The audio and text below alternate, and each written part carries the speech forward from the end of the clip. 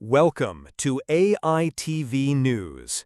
Today, we're examining the critical situation of aid delivery into Gaza and recent discussions around ensuring essential supplies reach Palestinians in need.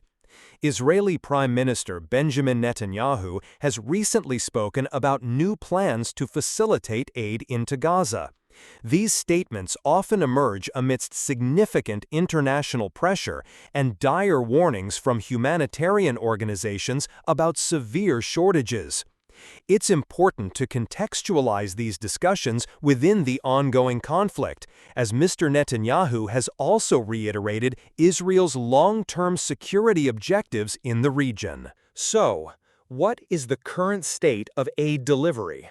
For months, reports have consistently indicated that the volume of aid entering Gaza has been insufficient to meet the population's needs.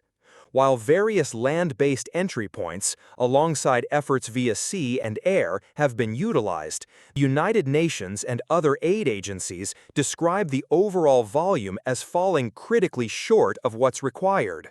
Numerous challenges impede a consistent and adequate flow. These include logistical hurdles such as damaged infrastructure and a limited number of operational crossing points, security concerns, and complex, sometimes lengthy, inspection processes for aid convoys. The humanitarian situation for Palestinians in Gaza remains dire. They face severe shortages of food, clean water, medicine, and fuel. This lack of sufficient aid exacerbates widespread hunger. Malnutrition, particularly among children and vulnerable individuals, is a persistent crisis, and the healthcare system continues to face immense strain, with many facilities non-operational or overwhelmed. International organizations have repeatedly warned of catastrophic humanitarian conditions, including the risk of famine in parts of Gaza if aid is not significantly and consistently increased. There are differing perspectives on why aid isn't reaching those in need effectively. Israeli officials often cite concerns about the potential diversion of aid by Hamas and the necessity of rigorous security inspections to prevent the smuggling of weapons. They also highlight their efforts to facilitate aid entry and point to challenges in distribution within Gaza once aid has crossed the border.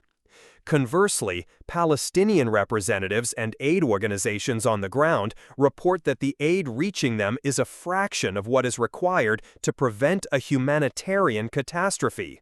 They call for a sustained, massive increase in aid, the full and consistent opening of all viable border crossings, and conditions that allow for the safe and widespread distribution of supplies throughout Gaza. The international community, including the United Nations, consistently expresses deep concern over the humanitarian situation.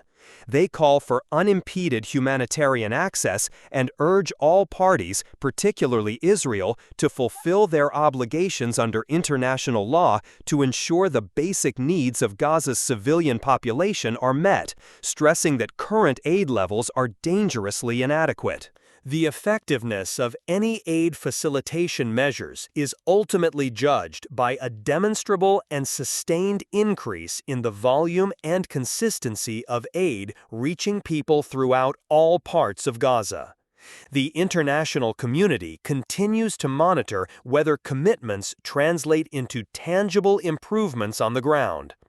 Ongoing hostilities and control over access points remain significant factors impacting aid delivery. There is a critical and urgent need for a sustainable, safe, and efficient mechanism that ensures aid reaches civilians. Details regarding specific, new, and fully implementable large-scale plans often require time to be clarified and put into effective action, and their success will depend on the cooperation of all parties and a conducive security environment. In summary, while discussions about improving aid delivery offer potential, the humanitarian situation in Gaza remains critical. Ensuring sufficient aid reaches a desperate population is a complex and pressing challenge with profound human consequences.